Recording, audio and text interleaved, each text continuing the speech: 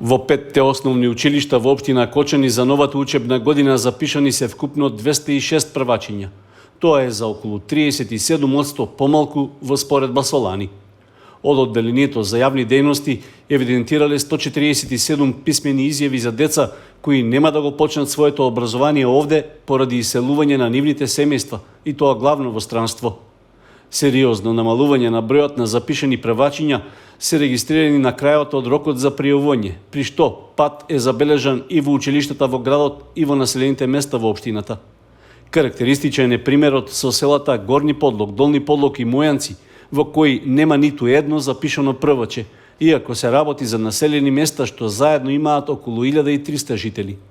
Според искуствата од претходните години, можно е до крајот на август да бидат запишани уште 20 на дечиња, чии родители се на сезонска работа во други места во текот на летниот период, истакнаа од одделението за јавни дејности.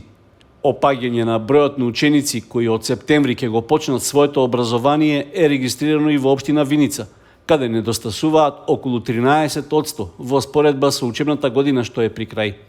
Во сите 4 основни училишта запишани се вкупно 113 првачиња.